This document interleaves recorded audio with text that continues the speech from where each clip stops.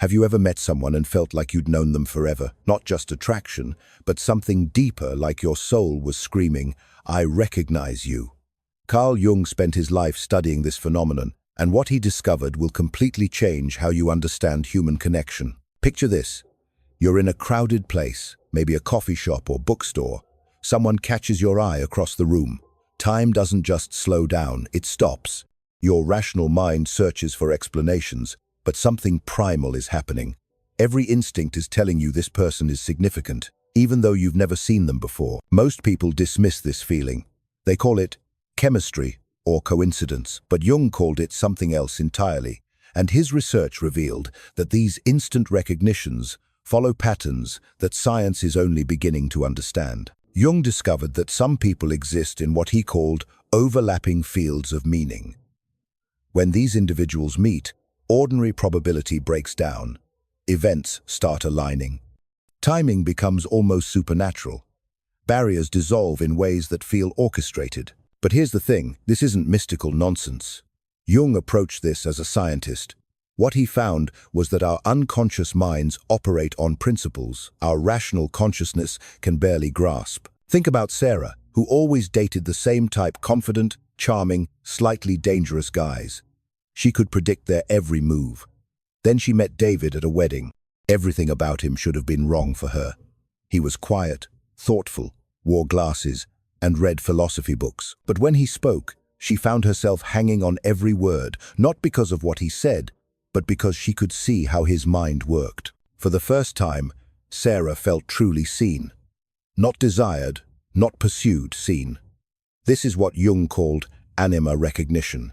Jung discovered that every person carries within them a contrasexual archetype, the anima in men, the animus in women.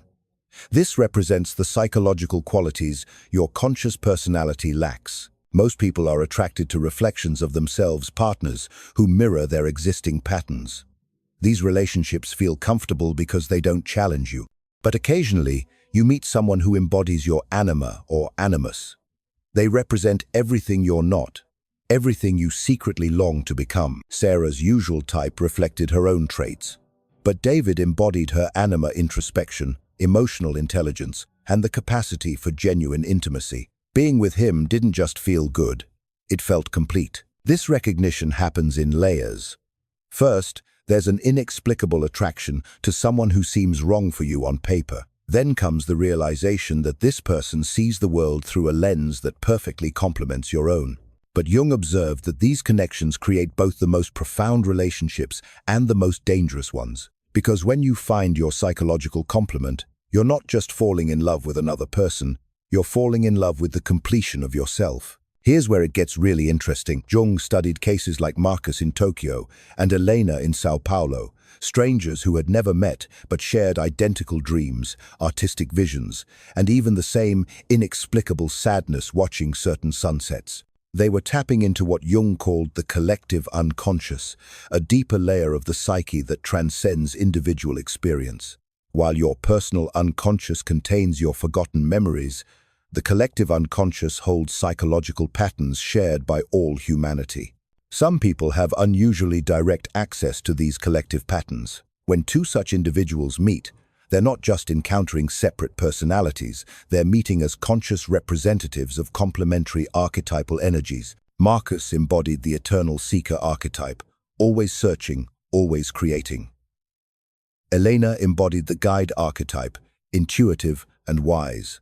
Their connection felt instantaneous because, at the collective level, the seeker and guide had been searching for each other across time and space. This explains why profound connections sometimes feel like resuming a conversation you've been having your entire life. You're not just getting to know another person, you're recognizing archetypal energies your unconscious mind has been attuned to since birth. But here's Jung's most disturbing discovery.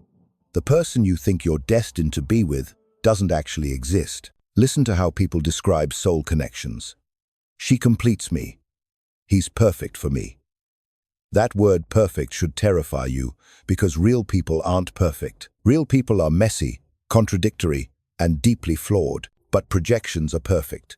When you meet someone who activates your anima or animus, your unconscious mind gets overzealous.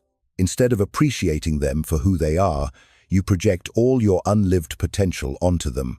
Rebecca met James at a conference and felt instant soul recognition. She saw him as the embodiment of creative wisdom who would elevate her mundane existence. He saw her as the earth goddess who would ground his chaotic energy. But Rebecca wasn't seeing James, she was seeing her own unlived creative potential reflected. And James wasn't seeing Rebecca, he was seeing his own capacity for stability. The real James struggled with depression and procrastination. The real Rebecca could be controlling and emotionally distant. But these realities didn't fit their archetypal projections, so their unconscious minds edited them out. Jung observed that projection always contains truth, but it inflates genuine qualities into mythological proportions. You can't truly love someone you refuse to see clearly. So how do you know if your connection is real? Jung had a test. Does being with this person make you more yourself or less yourself? Rachel thought she'd found her soulmate in Kevin. But when she applied this test, something disturbing emerged. She found herself editing her opinions, downplaying her ambition, and changing her taste in music to align with his preferences. True individuation means becoming increasingly authentic to your essential nature. Relationships that support individuation make you braver about being yourself. Your partner's presence amplifies your authenticity rather than diminishing it. The individuation test works like this. Notice your behavior when you're with this person versus when you're alone. Are you more creative or less? More confident or more insecure? Can you express your full emotional range, or do you feel pressure to maintain a particular tone? Your true soulmate isn't someone who agrees with everything you say, it's someone who creates enough safety for you to disagree with yourself. Jung discovered that transcendent connections have a dark side. The person who makes you feel most whole also triggers your worst behavior. This isn't a bug, it's a feature. The closer someone gets to your soul, the more they activate not just your highest potentials, but also your shadow, all the rejected, repressed aspects of your personality. Lisa considered herself emotionally mature until she met Tom.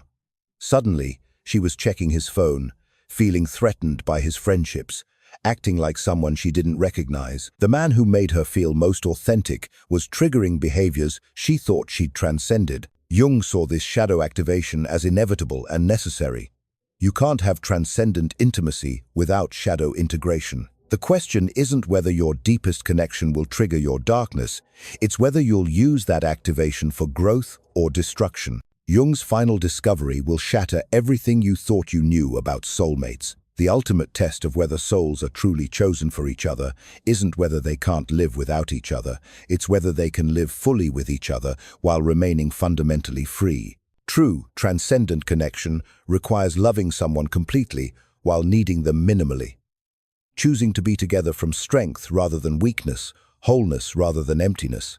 The souls that are truly meant for each other aren't the ones who can't imagine living apart. They're the ones who choose to build something together that makes both their individual lives more meaningful, creative, and authentically expressed. Because conscious love transcends the need for constant proximity or reassurance.